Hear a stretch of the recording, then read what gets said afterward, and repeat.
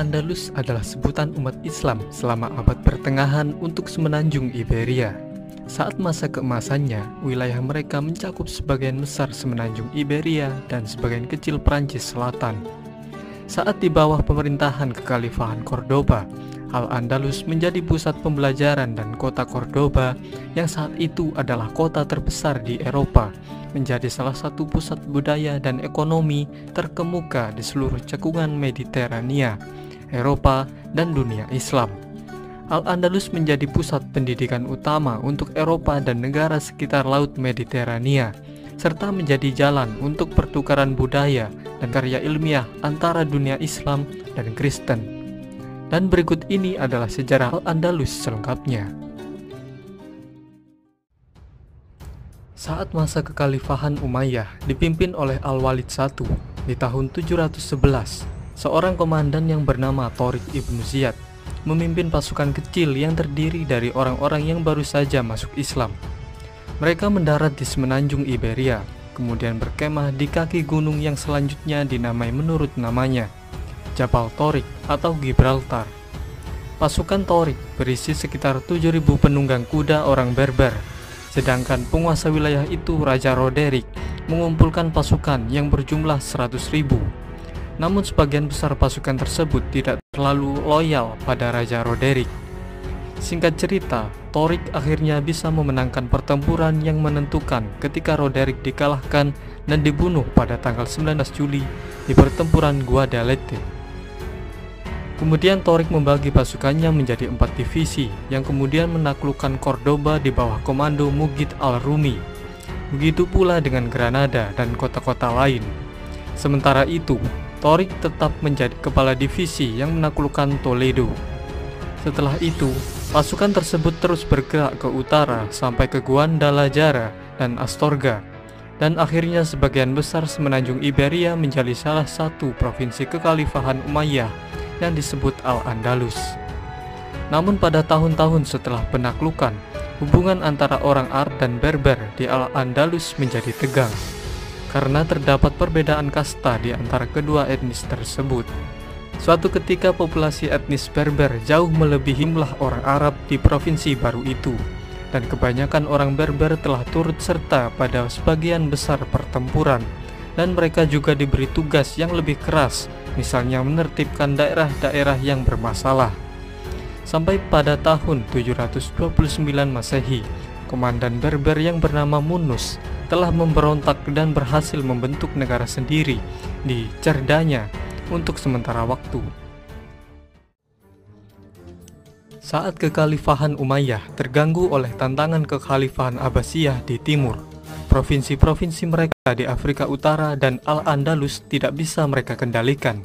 Sampai akhirnya sekitar tahun 745 Masehi, klan Fihriz merebut kekuasaan pada provinsi-provinsi kekhalifahan Umayyah di Afrika Utara dan Al-Andalus. Kemudian kekuasaan wilayah tersebut dibagi dua oleh klan Fihriz, Abdul Ar-Rahman ibnu Habib al-Fihri di Ifriqiya dan Yusuf al-Fihri di Al-Andalus. Klan Fihriz bersukacita dengan runtuhnya Bani Umayyah di timur, dan mereka melakukan perundingan dengan Bani Abbasiyah dengan harapan mereka akan tetap diizinkan melanjutkan pemerintahan otonom mereka.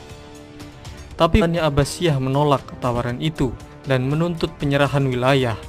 Karena tidak terima, kemudian klan Fihriz menyatakan kemerdekaannya dan mengundang sisa-sisa Bani Umayyah yang terguling untuk mengungsi di wilayah kekuasaan mereka. Tapi sekelompok orang yang kecewa dengan kepemimpinan klan Fihriz berkonspirasi dengan keturunan Bani Umayyah yang mengungsi untuk memberontak. Lalu di tahun 756 Masehi, pangeran dari Bani Umayyah yang bernama Abdul Ar-Rahman I menggulingkan Yusuf al-Fihri dan menyatakan dirinya sebagai emir dari Cordoba. Kemudian 1,5 abad berikutnya, keturunannya yang bernama Abdul Ar-Rahman III tidak hanya dengan cepat memulihkan kekuatan Umayyah di seluruh Andalusia, tetapi ia juga sanggup memperluasnya ke Afrika Utara bagian barat. Pada tahun 929, ia menyatakan dirinya sebagai khalifah dan mengangkat status daratan Al-Andalus dari emirat menjadi sebuah kekhalifahan, yaitu kekhalifahan Cordoba. Pada periode kekhalifahan inilah Al-Andalus mencapai zaman keemasannya dengan menerapkan sistem pertanian dan kebijakan ekonomi yang baru, membuat daerah di sekitar Cordoba dan beberapa kota di Andalusia menjadi daerah dengan ekonomi pertanian yang paling maju di Eropa saat itu. Dan hal ini juga memicu revolusi pertanian di Jazirah Arab. Di antara kota-kota Eropa, kota Cordoba yang ada di bawah kekhalifahan dengan populasi sekitar 500.000 orang akhirnya menyalip Konstantinopel sebagai kota terbesar dan paling makmur di seantero Eropa. Dalam dunia Islam, Cordoba adalah salah satu pusat budaya terkemuka. Karya para filsuf dan ilmuwannya memiliki pengaruh besar pada kehidupan intelektual Eropa di abad pertengahan. Muslim dan non-muslim sering datang dari luar negeri untuk belajar di perpustakaan dan universitas terkenal di Andalusia. Salah satu ilmuwan barat yang terpengaruh oleh ilmuwan Andalusia adalah Michael Scott yang membawa karya Ibn Rus atau Averroes dan Ibn Sina atau Avicenna ke Italia.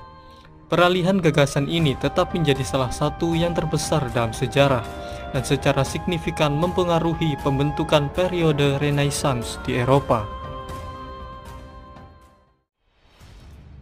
Memang kejayaan tidak akan bertahan untuk selamanya. Kini tibalah saat kekhalifahan Cordoba runtuh ketika terjadi perang sipil antara tahun 1009 dan 1013.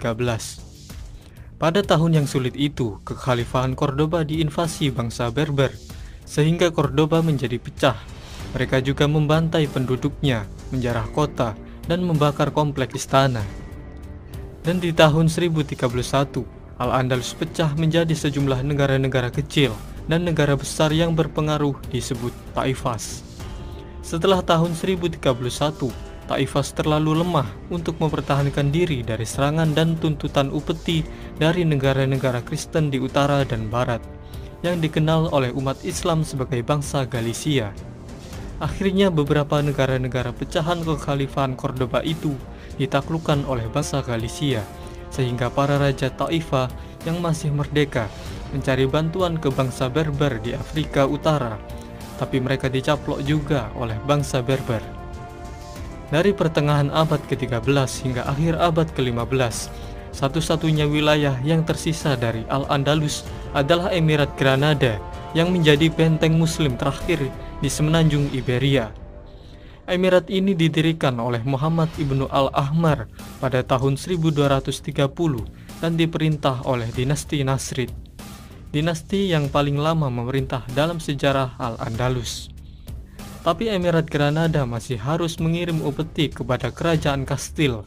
Kota Granada juga berfungsi sebagai tempat perlindungan bagi muslim yang melarikan diri selama Reconquista atau penaklukan ulang oleh kerajaan-kerajaan Kristen. Saat itu Granada menerima banyak muslim yang diusir dari daerah-daerah yang dikuasai Kristen, sehingga mereka memperbesar kota, bahkan sampai menjadi salah satu kota yang terbesar di Eropa sepanjang abad ke-15 dalam hal populasi. Pada tahun 1469, pernikahan Ferdinand dari Aragon dan Isabella dari Kastil menjadi tanda kalau Emirat Granada akan runtuh. Karena raja dan ratu itu meyakinkan Paus Sixtus IV untuk menyatakan perang kepada Granada sebagai perang salib.